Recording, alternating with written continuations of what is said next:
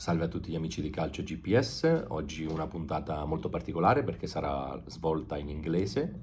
Il nostro ospite in effetti viene dagli Stati Uniti, il suo nome è Norbert Banoocy, è un preparatore che ha avuto una carriera molto particolare, ha iniziato subito ad alto livello lavorando nell'Atalanta United in MLS, vincendo anche il titolo nazionale.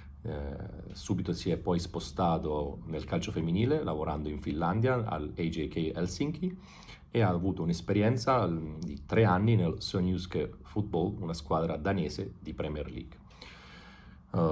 Credo che sarà un video molto interessante perché è un preparatore di livello che può fornirci una visione internazionale e soprattutto ci può spiegare come funziona l'utilizzo del GPS nelle differenti categorie in cui ha lavorato, quindi spostandosi dall'MLS fino al calcio europeo e anche nel calcio femminile. Vi ricordo che se vi piacciono questi video di cliccare mi piace e di aggiungere e iscrivervi alla pagina. Ora andiamo con la sigla e si inizia con la puntata.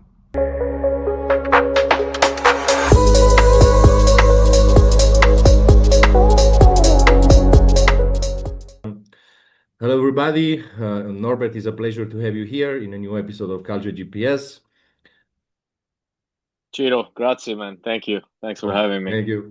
I see that you build your slide in double language. Thank to write something in Italian for us. I have to try, huh? So let's start with a presentation of yourself. Tell us about your career, your experience. Yeah, I guess let's see. We'll start back 2014, 2013. I worked in the States as a performance coach, starting with some internships and then working across different multi-sport Division I colleges and private schools, which is quite big in America. And I worked as a performance coach with different sports: basketball, American football, soccer, as they call it over there. And then in 2018, I moved to Atlanta and I worked with Atlanta United in the MLS as a sports scientist for the club and then also as an academy fitness coach.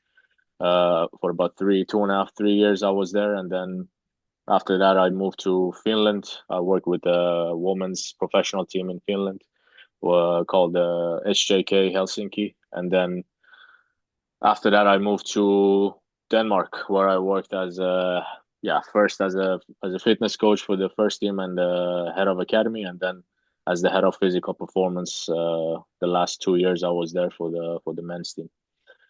And then academically, obviously throughout that period, I did my bachelor's of sports science in 2015 in the States, in California, and then in 2018 I finished my master's degree in exercise and sports science through a school in Australia called Edith Cowan University.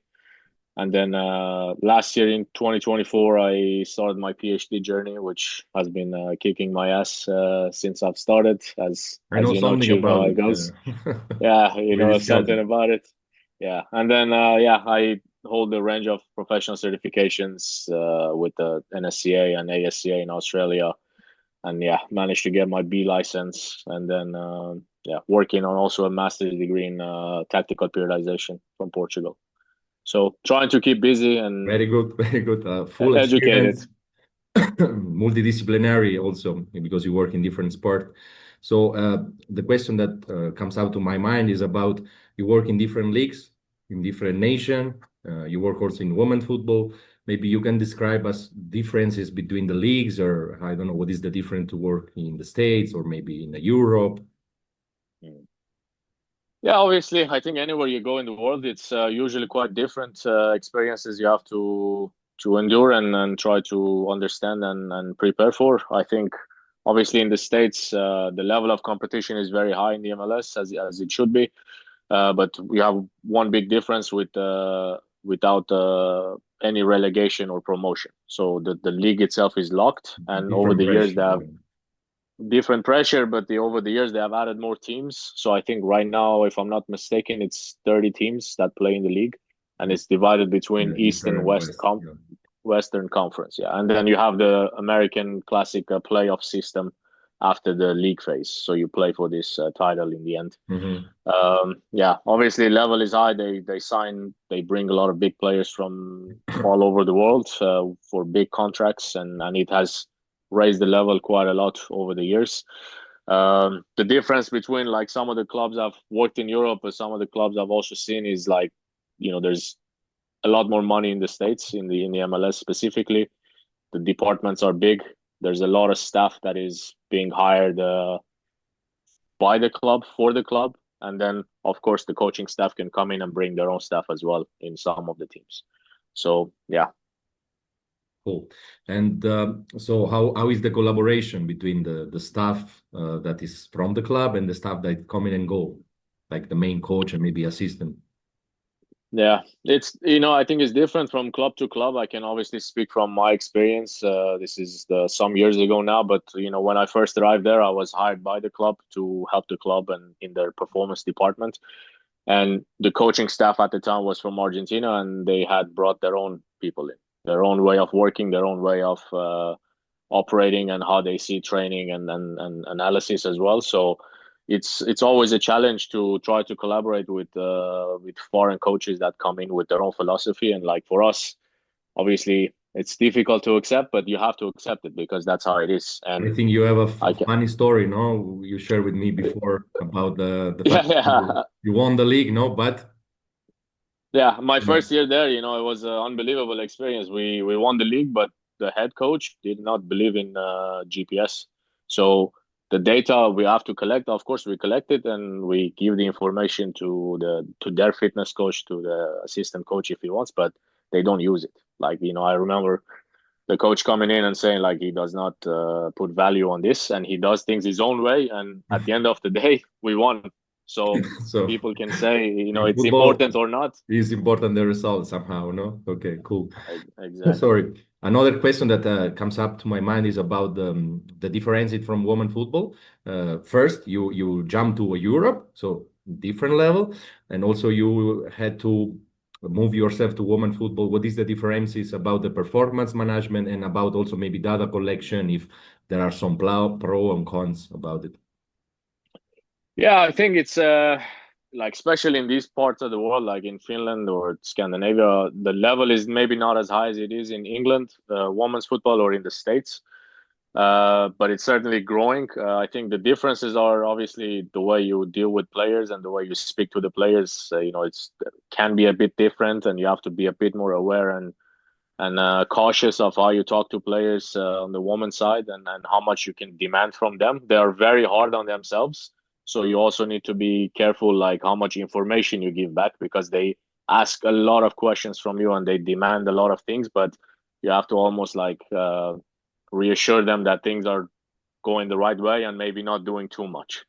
But of course, like in terms of data collection and resources, it's much less, and you don't necessarily have big staff members. You have to wear many different hats and probably do a lot of different jobs. I was even at some point training with the players because we were short on a number of Right. players. So it's like this. You have to be a bit flexible to be able Yeah, I to make think it. the main as a fitness coach anyway, especially if you move to country or to team, is about the adaptation to as you said about before, to the member of the new staff. Maybe if you are the member of the club, you need to adapt to the new coaching, and also about when you change the leagues. Okay. Another interesting for me is about again your experience with MLS. We know that in the US will held with Mexico and also another country, I think Canada, right? You Yeah, will held exactly. the new World Cup upcoming. And how is there now football? How is football view is growing? I mean, we know that we have a lot of resources, but a lot of people play football? How is the level in academy? Also, you work there, so maybe you can tell about something about this. And Mm. It's gotten much better. It's quite high. Like almost anywhere you go right now, the stadiums get a lot of fans because there's a lot more exposure on the media and also on the TV deals that they have. The academy levels have grown a lot. You have club academies, but then you have also independent academies for lower level teams and the second division, third division, and so forth. So the opportunities to want to play football and be a football player is more than before. And I think the level of coaching and education has also gone up significantly because you've had a lot of people also coming from Europe, from South America, to be part of the football opportunities in the States. So I think the level is continuing to grow, and you can see it now. Obviously, they're going to host the World Cup again after many years, and this only helps grow the industry for them. Good. Maybe two short description about your last experience in Denmark. I know that you won the second division, you moved to the first, you play Premier League. So just a little bit about the Denmark, how it was as your experience, both as a fitness coach, both as the new league and the level. Yeah, top. Honestly, probably one of the best leagues in Europe. Very competitive. Like it's a small number of teams that play in the top division. It's 12 teams. So it's very competitive. There's maybe 2 or 3 teams that have good budget and very top players, but then the rest of them is a question of how well the resource and how well you can manage what you have and try to compete. So I think because of this, it makes it quite interesting to be part of it. Part of the league. Yeah, I enjoyed it. It was very high level. Very good, very good. We can move forward, and we know you have a small presentation about your experience and also about how you use the GPS and how is your performance modeling of the game. Yeah. Okay. So I think just to open the discussion or the presentation is to talk about football, and GPS and data in general is part of the game, and it doesn't look like it will go away. Football is chaotic. Especially working in performance support departments, you have to deal with a lot of different areas. You have to work with players, with other performance coaches, with your data analyst, your video analyst, medical department, coaches, all of these guys. So everyone demands information, and there is information coming in from different areas, and it can be GPS testing data, from optical tracking, you name it. So there's a lot of information coming in, and sometimes it can be difficult to understand how you can navigate through this. Let me see the next slide. There we go. Yeah. So to add to the complexity of football, obviously we try to follow research and keep up to date with what science says and what is being published by the top guys, such as Impellizzeri out of Italy, that always has nice things to say about training load and analysis in general. Like, again, we know there's a lot of factors that influences what we can measure, but obviously looking at external load that we can monitor with GPS, and then there's the response to that external load, which is monitored, with session RP or heart rate and things like that. So during your experience in the different leagues or in different clubs, of course, as I understand, you every time had the opportunity to use the GPS, but how you manage to control the internal load during your experience, if you manage it or not, or the differences? Yeah. Internal load, we always relied on session RPs and the subjective feedback we get from players with wellness questionnaires. The heart rate, as good as it can be or as difficult as it can be, it's the hardest to implement, mainly because the players don't want to wear the heart rate straps. Yeah. And then the vests that have the heart rate integrated also have their own technical difficulties. So for me, it's been the toughest to control, if I can say. Anyway, every time you manage to control the internal load. Cool. Exactly. Very good. But yeah, to understand obviously like how to leverage the data, it's important to understand what drives the process. And like in a solid football environment, you always have to understand what the game model is and how you want to play. And in one context or country you're in, it will be different in Finland and Denmark and in the this is MLS. only it, no? Yeah, the performance model is completely different from league to league, especially woman to man. No. Exactly. So this will also influence how you potentially want to use them, and how you evaluate the data. Of course. Great. Exactly, and what the coaches and players want to also know. They want, yeah. So to that, again, we try to connect the training process to the game model and to the matches that we play to better be able to evaluate the data that we receive. And to highlight, like, it's important to have like a good weekly structure within your training, and then how you can connect the data to this. That's when you can tell the story better, and that's when you can do your assessments and evaluations in a better way, and then also help the coaching staff and the players, which is the most important thing. As I understand, during your experience, you use tactical periodization for the program of the week, right? Exactly. And Exactly. We try to adapt that philosophy as best as we could to what we had and to make it work. Perfect. Yeah. But to get into the a little bit about GPS, like, and how I tend to look at it, I try to have a simplistic view of it to make it easy to digest for other people and to give us the information as fast as possible on a day-to-day basis. So obviously you need to select or try to select metrics that you get that are valid and reliable, and you know that you can count on these numbers coming in. So obviously you will have your absolute values as an indication of volume, and that can be anything from total distance to high intensity distance to sprint distance and so on. Different threshold, of course. Different thresholds and ways of looking at it, as you can see also here. You can categorize it in the ways you want. This is some of the ways that the research suggests and the ways I've adapted and what the GPS companies tend to recommend for you. And then you can also, of course, look at the values per minute of time as an indication of intensity. And then you can also, what I do, it tends to be as a percentage of the match average. And then this match average gets updated every 4 to 5 games to reflect the current state of the player and the squad. So the volume you use it more for the total session and maybe for the weekly or anyway microcycle, and the relative parameters you use it for the evaluation of the drills of the part of the session, right?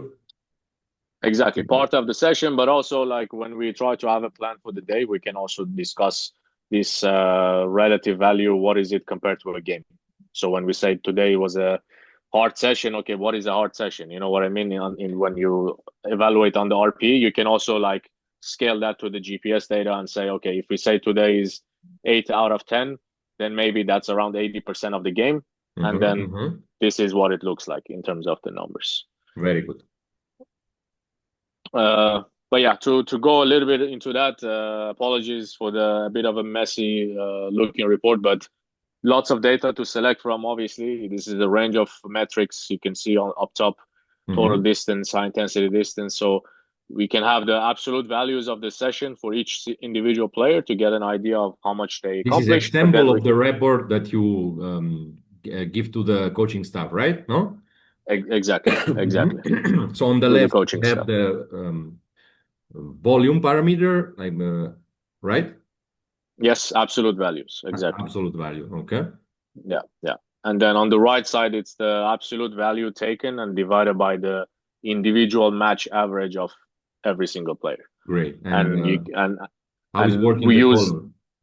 Yeah, so we did conditional formatting to better understand like how hard the training essentially was physically for these guys and how that correlated to the RP that they would register after the trainings. And so anything you see that's in green essentially is a very, very light session compared to the average of the game for that specific player. Anything that's yellow is anywhere between RP of a 5 to maybe a 6.5. That will indicate as a yellow session, and then essentially anything that's orange or red is an indication that this player was pushed close to its match average values within that session. And as For you can see, for example, I see 0.94, and it means it was 94% of the match in that kind of parameter. Exactly. Which is in this case is the sprint distance on this example. So for example, this can be I don't know, a -2 or maybe -3 training, probably, no? This one was probably a -3. Exactly. Cool. Yeah, this is very helpful, especially for you as a fitness coach, but also to the coaches to understand where you were, I mean, during the session, and if you reach the task that you before want to reach during the programmization of the training session. Very good. Exactly. Very interesting.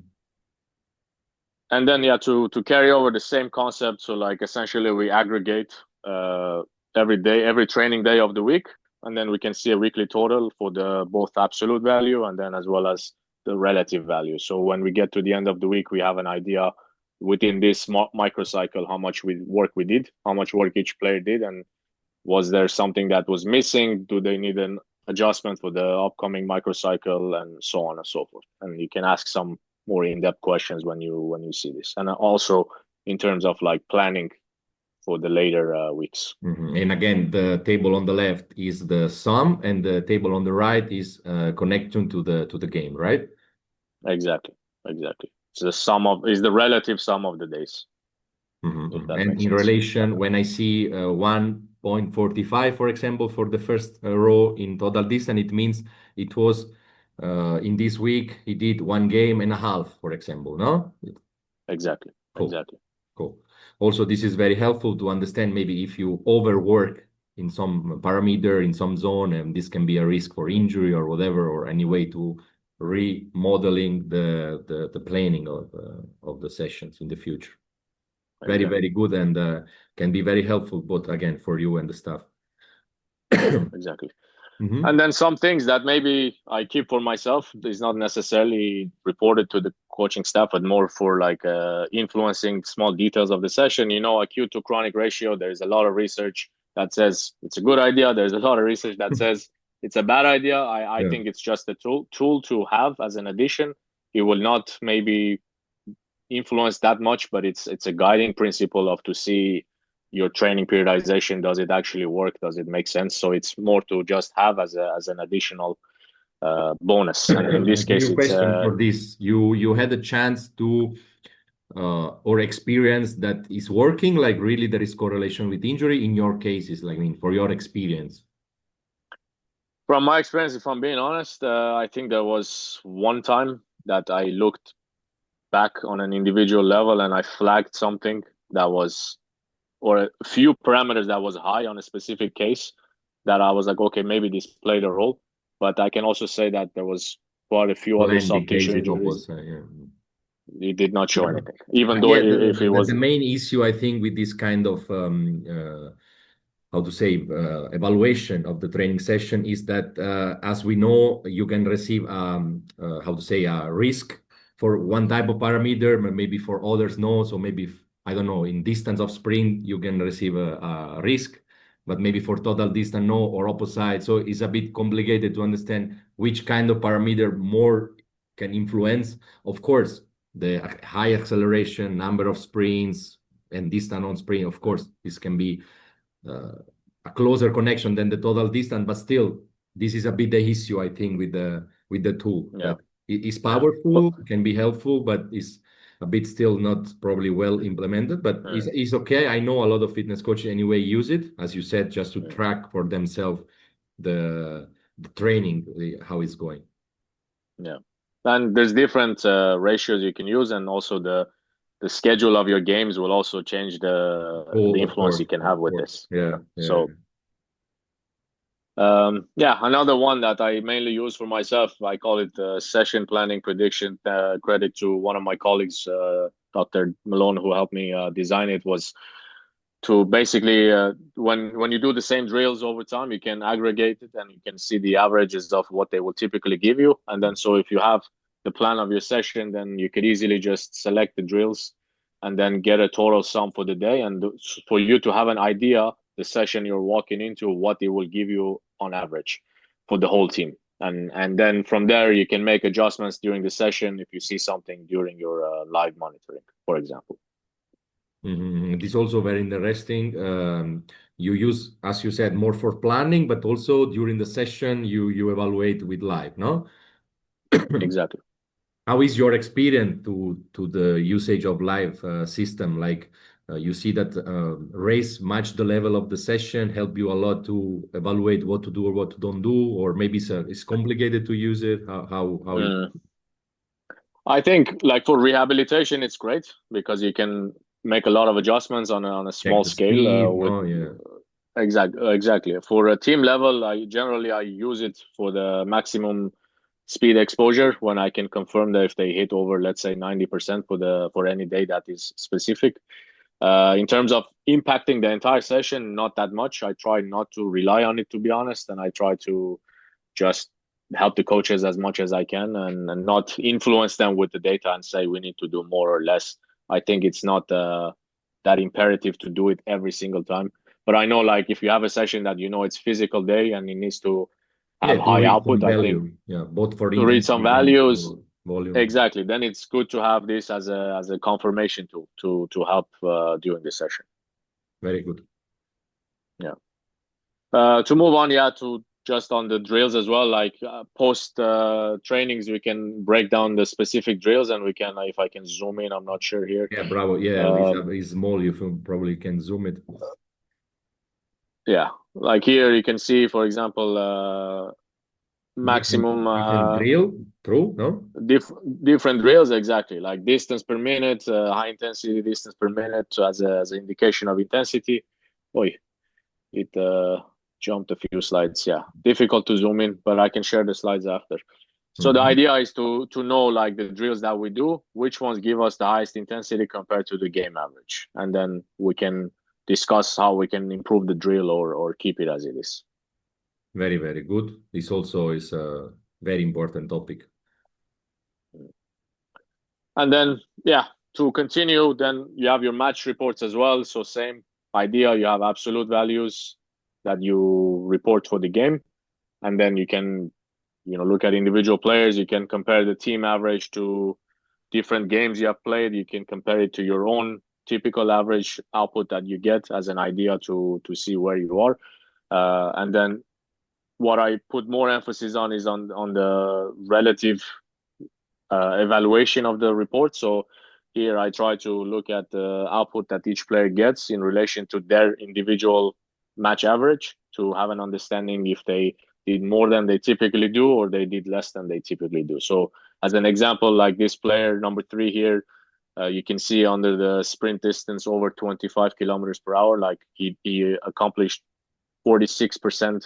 Well, it says 146, but 100 being Yeah, the average value. yeah. He got 46% more sprint Then distance then a classic game, yeah, than an average game. than an average game. So like maybe this player the next day he might show up with extra bit of soreness in his hamstring. Maybe there's more fatigue, and you can have some conversations with the guys. How you handle with a player that, for example, play less minutes, you evaluate the relative parameter, and in this case, how you use which kind of average, if there is or not. Yeah, depends. Like I generally, if I want to see if they play, let's say 45 minutes or 60 minutes, and I want to see, or if the coaches ask what it would be How like they if you played a perform, yeah. Yeah. full game, then you can make a conversion of like taking the value of the metric you want. So let's say sprint distance, and then you divide that by I think the minutes he played. So let's say 60, and then you multiply that by 90. So you will get per 90 value, I think, that of what it would potentially look like if he played at that intensity. You use this So you kind. can, yeah, exactly. Very, very good. And then just quickly, I will just go through the last few. It's more or less the connection of different departments. So I work with the analysts to get the tags that they make during the live match after the game. So I specifically, he tags, for example, in and out of possession, and then I will export that into our GPS system, and then we could see phase specific physical The output game, yeah. This is values. very, very, very, very important. And this would give, actually, these the coaches buy in the most, because they can see, okay, in possession and out of possession they could evaluate how good they were. So for example, this metric was meters per minute in terms of intensity of the game, and you could see per position of our group at the time, so they could Yeah, this get is an very good, understanding. useful to understand if they follow also the tactical plan probably, and how much we press after the lost the ball. No, very, very. Exactly. Hmm. Yeah, and then different moments of the game. And for example, this one was the transition moments. They tagged the transition offensively, defensively, and then we could see the Yeah, work I rate. was thinking to ask you this, if you use also specific moment, because I know that some clubs used to like cut, like, I don't know, 5 second, 10 second after lost the ball, or 5 second or 10 second after recovered the ball, to see how fast the transition are. And you were doing something similar. This is very good. Exactly. And You then see some advantage to use this kind of data? I mean, you, the staff, were useful, or what do you think? I Yeah, I think it's always helpful to tell a story, like especially when you evaluate the games and you want to tell the players, okay, today we were not so good in our offensive transitions. We didn't see enough intensity. This is the subjective eye test that the coach has, and then if the data can help him, Match it. then he will use it. Like we had so many evaluations that he put this up, for example, and said, guys, today for it was not good enough, and then data tells us the intensity was not good enough. So it works both ways essentially. Football coaches generally they say that when they lose or they draw is our fault, no? No. Yeah. Yeah, it can be, huh? It's if it's good, it's not because of us. If it's bad, it's our fault, Or anyway, you huh? run less, so you lost, no? Generally, I don't know. In Armenia, it's like this. Depends in your No, experience in no, Europe. no. Thankfully, in Europe, we did not have these kind of conversations, so Cool. it's okay. And then yeah, just some other ways of like longer term reporting that I shared with coaching staff, with maybe Hmm. sporting directors to tell a story of how the season progressed itself, but also not to overload them with too much information was a simple way of like in this case looking at high intensity distance and sprint distance on a Hmm. team level across the games this in this scenario fall of 2024 and to tell a story. Okay, we started the league and we were very open. We considered a lot of transitions offensively and defensively, so our high intensity output was very high in the Generally, beginning of the because season. the preparation was near, probably even this can be a connection, for example. It can be a connection, but we could also confirm with our tactical A data that fresh or we tactical. were too we were too open. So we had a higher output. We couldn't control the games. But then we changed our strategy. We tried to be a bit more compact, and this output became a bit less. But it was a bit better for us because we also got better results, and we could. Yeah, bravo. The next question for me was this. I mean, there is connection or not with the result and depends. So Yeah. also this is very important to the longitudinal evaluation is very important. I use it also as in the individual by player, but also should Mm. be, as you said, connected with the result or maybe the tactical moment of the club. Because if you watch it like I watch it, you see now I told you, yeah, you had good value because it was near the preseason, but probably can be also about the tactic, the situation, the result, as you said. Very Exactly. interesting, So Norbert. Thank you. You have something more? and yeah, and then I think this is the we'll just jump here. Yeah. Also a bit outside of GPS, like we got optical tracking data that we would receive from Second Spectrum for the league, so we could do comparison. This we built it with our analyst or data analyst This is at the Power time. BI, right? Yeah. This is yeah, exactly. He used Power BI specifically, so we looked at the rankings where we are compared to the rest of the And league, you and mix we could fitness data with technical data, right? Position exactly, and of the player in the pitch, etc. Yeah. yeah, exactly. So he was very in tune with in relation to using other form of data, so we could make reports like this where we wanted to evaluate our pressing, and then we know in pressing we need to be very aggressive and have good high intensity actions. So we could here, for example, do the graph where we could see, okay, in terms of pressing, our PPDA, which is a pressing metric, is quite Yeah, we know it. low, and which is what it should be. Our high intensity actions are quite high, so it makes sense. But what we struggled with maybe was our efficiency, for instance. Yeah, this maybe And there was was that you was more waiting and after have a transition. There was not Gergen pressing, not to recover and how to say, mm, no? Yeah, because of this. exactly, Yeah, exactly. but So this is actually what we want to show as a channel, no? That both mm, physical, technical, tactical data, they are very important, but they should be related mm, to the output at the end. I mean, how we use it, mm, and this is probably the best way to use it to mix mm. fitness and tactical data. Yeah, this is very Yeah, important, especially for the coaching staff, the tactical coaches. Yeah, this is a great yeah, output that yeah, we can give to them. mm, exactly. So that's it. Grazie per l'invito. Oh, thank you, Norbert. You can maybe now close the presentation. We will see. Thank you. It was very interesting, let's say, presentation and interview. Um, and thank you to be part of this episode. And maybe we can close with some of question, or if you want to add something. As for me, I want to ask you something. I saw you using this evaluation of the drills. And what is your idea about the usage of worst case scenario? That for me actually is a real game changer, okay, in the evaluation of performance of the training and of the games. No, it's a growing topic for sure. Like I think the challenge I've seen or I've not had success with is because the worst case scenario you can evaluate across different metrics, Bravo. and each And metric will different have a also I would say in different time zone, no? Like can be for 2 minutes, 5 minutes, 10 minutes. exactly. So yeah, you can choose 1 minute, 3 minutes, 5 minutes, whatever you choose. But then on top of that, you have to do it on different parameters: sprint, high True. intensity, acceleration. So my question is always, you will most likely have different worst case scenarios for these different For parameters. different parameter, yeah. How do you bring all of this and implement it into the training?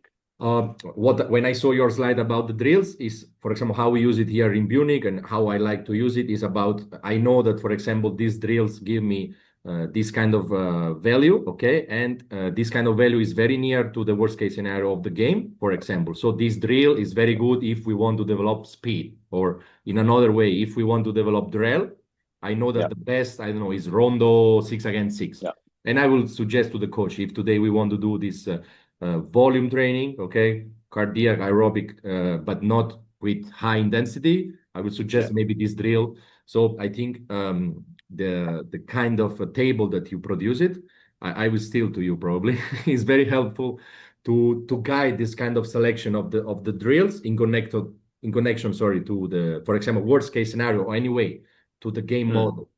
And this is yeah, very interesting. Uh, there exactly. is something maybe you want to add to our chat or that you want to share with our followers? No, I think that's it, guys. Really appreciate the opportunity. I hope I presented something useful or interesting at the very least. I think for me, the key is keeping it simple and being able to get the message across quickly. And we can do a lot of things in the background, and it's important to keep doing it. But it's also important to understand what will win the most influence with the players, with the With coaching staff coaches, too. to don't have too much to show, but to have what is more important to show and to adapt this to the training process. Exactly, exactly. Very good, Norbert. It was a pleasure to have you here with us. Again, it was a bit experiment for us to have the first English speaker to the channel. We will see how if our follower will like it. I wish, because it was very interesting interview. You are a very great professional, okay? And we wish you the best for your future. Thank you to be here, and thank you that you accept this interview. Always a pleasure, Chiro. Grazie. Okay, see you. Good luck. Bye. Ciao.